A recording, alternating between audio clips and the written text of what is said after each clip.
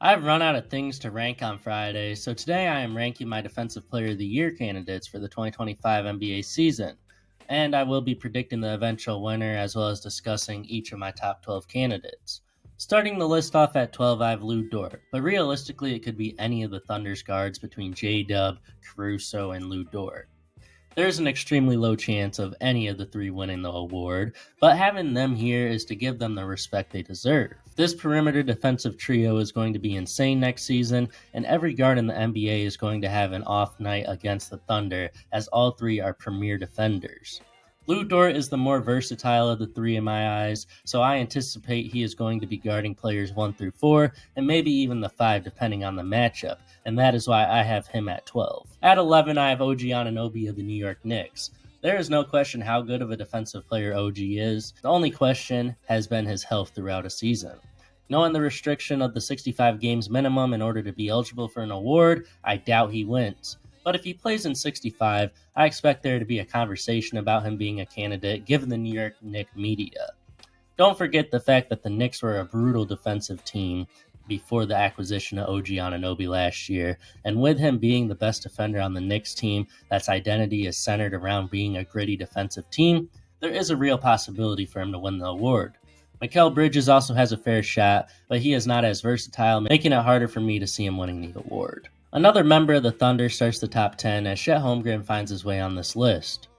As the anchor of a top defense, Chet will naturally be in conversations this season. However, the publicity surrounding the Thunder will be less surrounding Chet defensively and more so surrounding their MVP SGA. You also look into the key players we discussed earlier at 12, and you come to the realization that the only way Chet will be a frontrunner is if he does some historically great things, which he is capable of doing.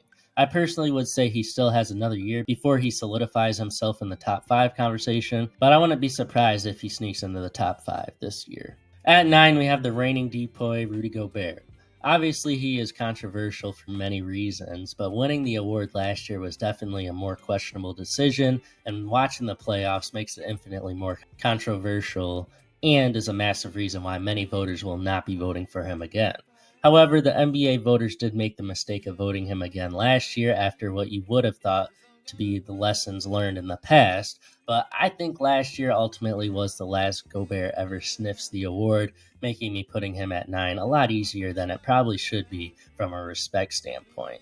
I wanted to put him at 12, though, I will not lie. Speaking of respect, Drew Holiday comes to us at 8, and a decision centered around respect and knowledge. Drew Holiday is a defensive stopper and has been crowned the best perimeter defender time and time again. Unfortunately, he is on the Boston team that holds 5 other great defenders, so Drew standing out and doing enough to actually win the award is extremely unlikely. He probably should be lower, but again, respect and the knowledge that he is at minimum a top 3 perimeter defender is why he is at 8. Another guard comes to us at 7, and that guard is breakout Jalen Suggs. Jalen Suggs was viewed as one of the more disappointing players for the first few seasons of his career, but in 2024, the opinion on him completely changed. Suggs' breakout happened because of his growth as a defender, as he became a lockdown guard, and with the confidence he gained from that, he inevitably gained confidence on the offensive end as well. With his development on defense and seeing how the improvement led to him making an all-defensive team, I believe he could take another leap and find himself as a DPOY contender. Given how the DPOY favors centers, I doubt he really has a strong chance of winning DPOY, so at the very least I would say he could make all-defensive first team next year. Just missing out of the top 5, I have Giannis Antetokounmpo. Historically, nobody overlooked Giannis in this discussion. Flash forward to now, it is becoming more difficult for him to get his respect and recognition for not just being an elite defender, but also an MVP candidate. Age does play a huge factor, but he isn't really regressing. He just is dealing with more injuries, so then I have to look at the 65-game requirement, and that is ultimately why he misses out on the top 5. And I doubt he even gets votes if he does play 65. But hey, maybe I am wrong. Starting the top 5, we have a semi-overrated player in Evan Mobley. Last offseason, the hype surrounding Mobley was high as he is still young and his defensive versatility as a 7-footer is truly special. The problem is that he is extremely inconsistent as well as injury prone. So we never know what Evan Mobley we are getting on a night-to-night basis. Some nights you can get a 20-10 game with 4 stocks.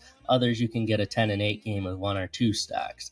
This inconsistency on both ends is noted by the media, and with the awards being regulated with game requirements, there's a low chance he wins. But the media does love Mobley, and if he breaks out and finds a way to be consistent, at least defensively, while being healthy, there is a high probability that he gets a top 5 finish in this award. Anthony Davis is the Lakers defense, and the sooner the NBA media recognizes that, the sooner we will be discussing him as a DPOY again.